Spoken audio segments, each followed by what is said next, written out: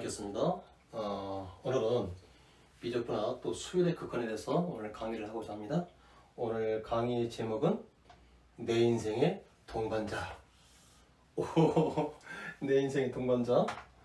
이거를 제목 삼아서 한번 이거를 펼쳐볼까 합니다. 자, 수열 AN에 대해서 지금 n의 제곱 플러스 4n 플러스 4 곱하기 an 요거의 극한값이 4일 때 과연 이것이 무슨 의미인지 4일 때 자, 요거의 극한값이 뭐냐고 물어봤어요.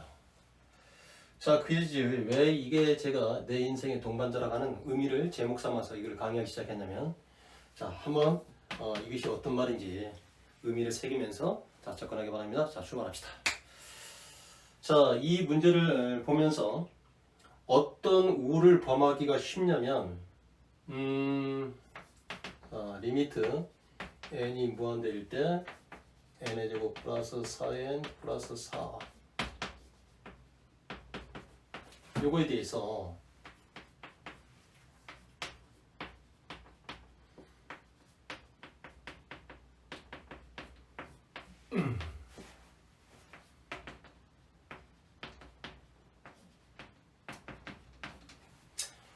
자, 요 식에 대해서 자, 학생들은 이렇게 혹여 펼치면 될까 안 될까요? 이것은 대단히 자, 잘못된 겁니다. 왜 그러냐면 무한대라는 의미에서는 반드시 명확한 대상에 대해서만 풀이를 정의시킬 수 있거든요. 자, 이렇게 하기 위해서는 반드시 수렴한다는 이 전제 조건이 여기가 딱 수렴한다는 말이 있어야 돼요. 근데 이 수렴한다는 말이 없기 때문에 절대로 손대면 안 되고 이 문제에 대해서는 이게 세트가 돼서 짝이 돼서 이 n이 무한했을 때 이 값은 4라는 값을 향해서 한없이 지향점이라고 하는 거예요. 다가가는 값이다. 그런 뜻이에요. 자, 그리고 대부분의 또 학생들은 이 조건을 주면 어떤 식으로 쓸 수 있냐면 an이라고 하는 것은 n제곱 플러스 4n 플러스 4 그러면 이렇게 나눠져가지고 4가 되잖아요. 자, 이것은 논리적으로 굉장히 맞지 않습니다.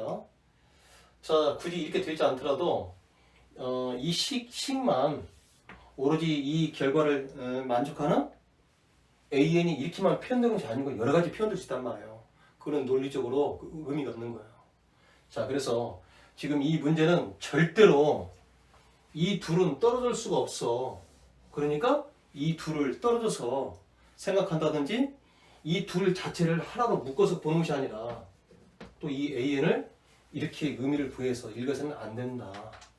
그렇다면 이 문제는 이 문자에서는 n의 제곱 플러스 4n 플러스 4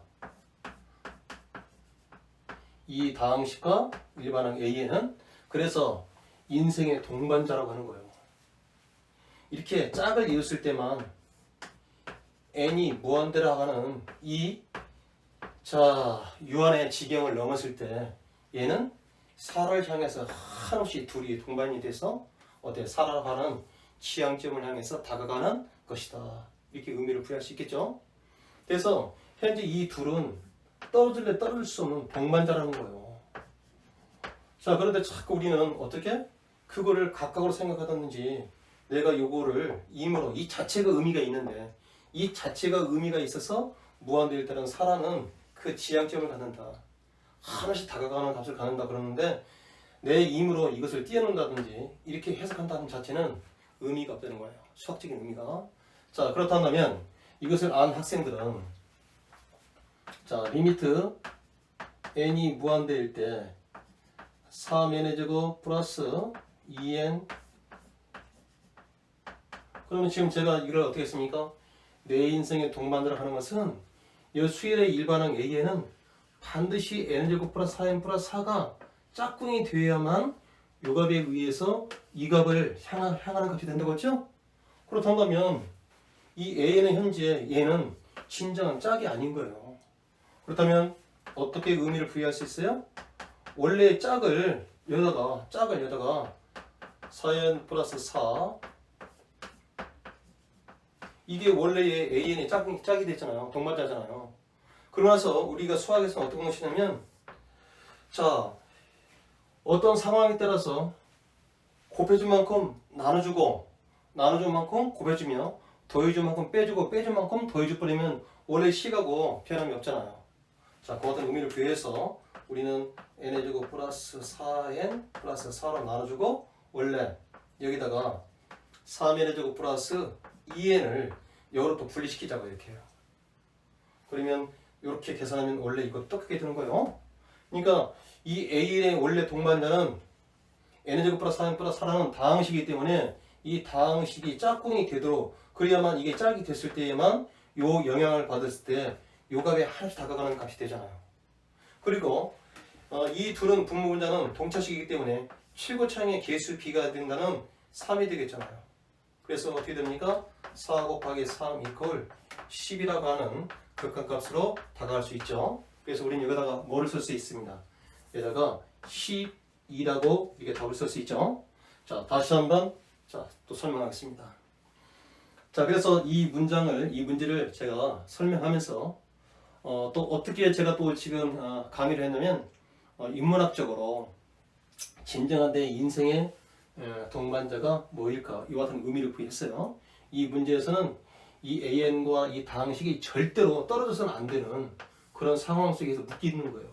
그래서 둘은 이와 같은 무한의 개념을 덧붙이면 하나씩 샤를 향해서 둘이 발걸음을 둘이 발맞춰서 동반자가 돼가지고 동행을 한다는 뜻이에요. 자, 그랬을 때 우리는 엉뚱하게 짝이 아닌 다른 다항식을 곱하는 것을 주고 여기에 극한값을 구하라. 그랬을 때 우리는 이 문제를 각각의 어떻게 이렇게 분배식으로 찢어서는 안 되는 거예요. 왜 그래요? 이렇게 분배식으로 찢기 위해서는 반드시 수렴한다는 조건에 의해서 이 곱해진 이 대상들이 어떤 일정한 값을 갖는다는 것을 대상이 밝혀지거나 주어졌을 때 우리는 이와 같이 분배 법칙에 의해서 이렇게 찢을 수 있는 거예요. 근데 그런 언급이 없단 말이에요. 단지 이 두 구이 절대로 떨어져서는 안 된다는 그런 의미로서의 사라는 값을 조건을 준 거죠. 그런데도 불구하고 우리가 사라는 결과만 나오기 위해서 내가 AN을 갖다가 일반항을 내 마음대로 이렇게 표현하면 안 된다는 거죠. 그렇죠? 자, 그랬을 때 우리는 둘이 어떻게 한 세트가 짝이 됐을 때만 이 유한의 범위로 돼서 무한의 유한의 지경을 넘어가면 이 둘은 하나씩 사라는 값을 향해서 하나씩 지향성을 통해서 지향점이 나가는 사를 향해서 아주 다가가는 합시다. 발걸음이다. 자, 그랬을 때 우리가 지금 출제자가 구하고자 하는 이것을 구하라고 했을 때 우리는 AN의 일반항의 진정한 짝은 누구라고요? 3의 n제곱 플러스 2n이 아니라 4n제곱 플러스 4n 플러스 4죠. 그래서 진정한 짝꿍이 되도록 여기다가 곱해주고 곱해진 만큼 나눠줌을 이렇게 표시하자 말이에요. 그래서 진정한 짝이 됐을 때 이 n이 무한될 때 우리는 4라는 지향점을 갖는다고 했죠? 그 값을. 이거는 무한대변에 무한대지만 분자 분모의 차수가 같은 동차식이기 때문에 최고차의 개수 b가 되니까 3으로 하나 다가가잖아요. 그래서 4하고 3이기 때문에 우리는 10이라고 하는 이와 같은 극한값을 갖더라. 그래서 여기다 답을 10이라고 쓰면 되겠죠?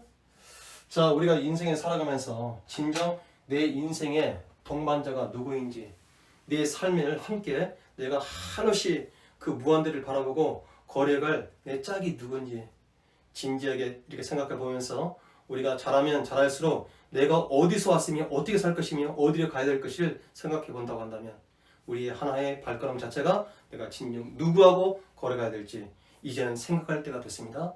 구독과 좋아요를 꼭꼭 눌러주시고 다시 또 동영상 올리는 것에 대해서 많은 기대를 바랍니다. 이상 강의를 마치겠습니다.